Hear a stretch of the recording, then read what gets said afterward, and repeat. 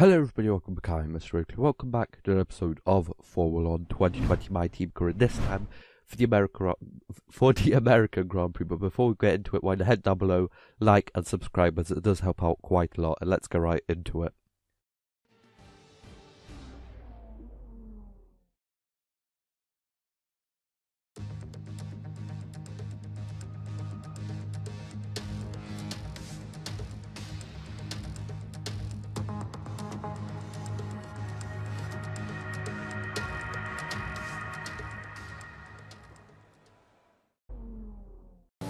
So here we are out for my flying lap around the circuit of the Americas.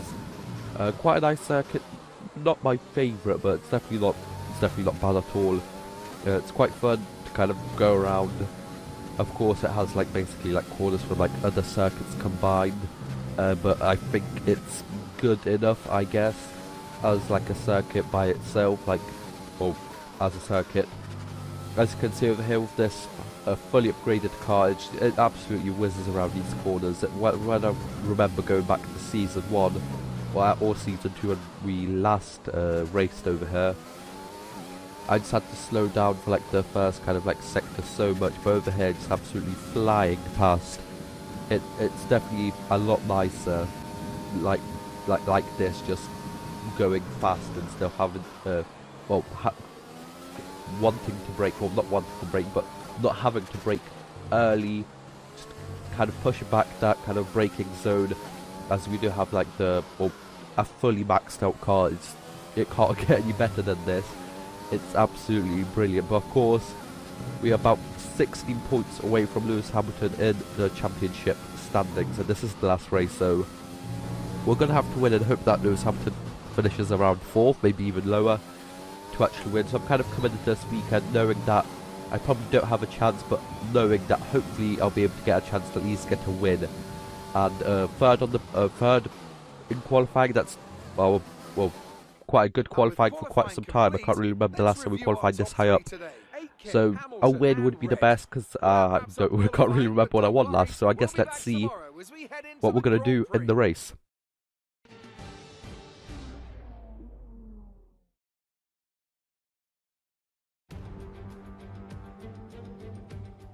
Here we are then in one of the fastest growing cities in the United States, the fabulous Austin, in the great state of Texas. The circuit itself 14 miles southeast of the city centre and home to the US Grand Prix since 2012. The latest in a long list of iconic tracks to have that honour. We have 10 turns to the left and 10 to the right here at the fantastic Circuit of the Americas. Overtaking opportunities into turn 1 and 12 at this anti-clockwise 3.6 mile track. And we should see average lap speeds of around 126 miles per hour. And so, for one final time this season, Anthony Davidson joins me in the commentary box. Well, the winter break is forming once again. No doubt many of those teams already have their eyes firmly on next season. But there's still work to be done here. Still championship positions to decide, which can make a big difference to the prize money. So no one's going to be taking their foot off the throttle just yet.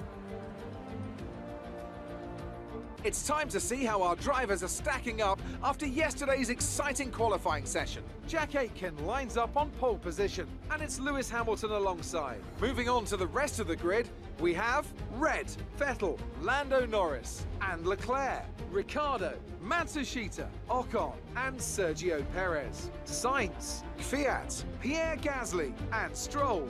Verstappen, they've taken a grid penalty. Albon, George Russell, and Roman Grosjean. Magnussen, King, De Vries, and Nicholas Latifi.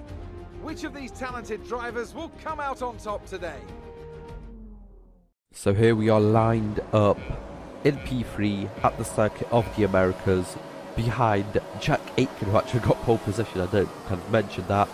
And of course Lewis Hamilton, our teammate, right alongside us as we switch to the inside. And I know that I need to get into P1 straight away, as Lewis Hamilton's just going to run away.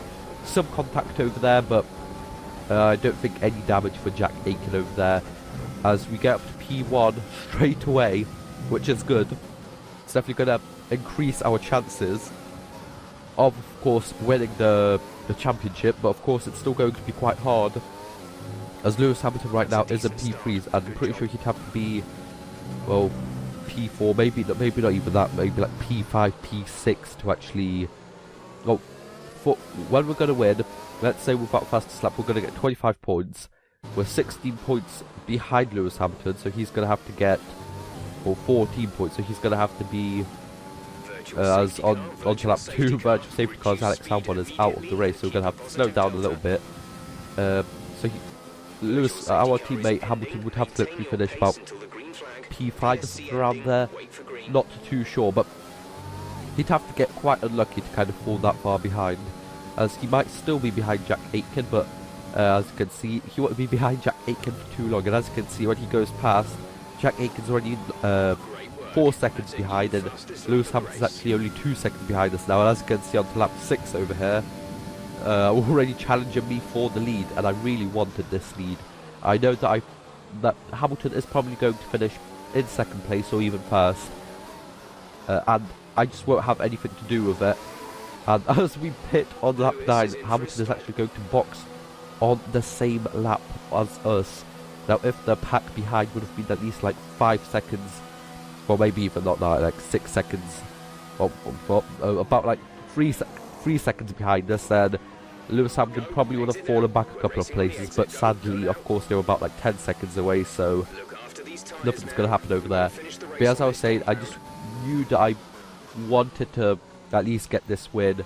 Knew that Lewis Hamilton was probably not going to get like some damage or like a mechanical failure or something like that, so I knew that the best I could do is just go for a win. So on to lap 12 over here, 7 seconds to Lewis Hamilton in P2.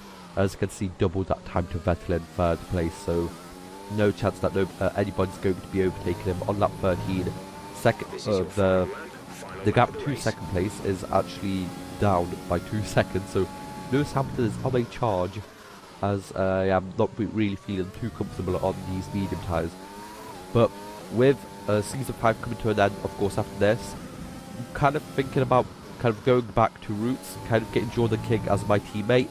I was kind of thinking about that, but then I thought, let's stick with Lewis Hamilton, let's see if we can beat him, but we're going to go back to kind of like our first livery to kind of pay homage for Season 6. That is going to be like the last season for me on this game before I move on to Formula 1 2021.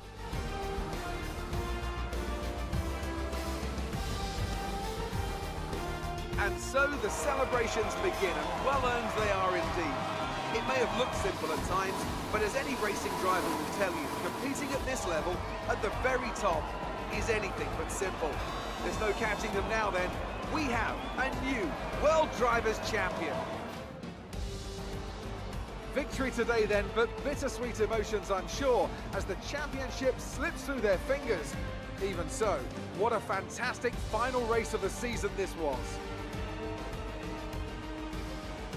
So Anthony, what made the difference out there today? I feel like consistency was probably the key today. There's being quick, and then there's being quick lap after lap after lap. If you can do that, you can capitalise on other people's errors without making many of your own. And that's an approach that can push you a long way up the field.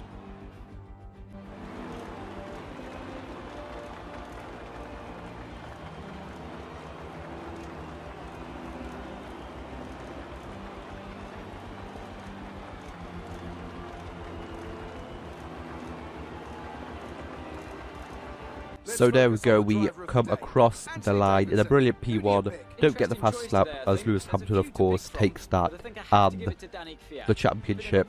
As you can see, 10 points away, so I would have had to really get like another win, and of course not DNF in in Spa, as that definitely cost us quite a lot. 400 points in the constructors standings. It was a really good season. Just a couple of mistakes from my side, and that is why I didn't win. But for now, that is going to be it. So I hope you guys enjoyed. Like, share, subscribe, and I'll see you guys next time. Bye bye.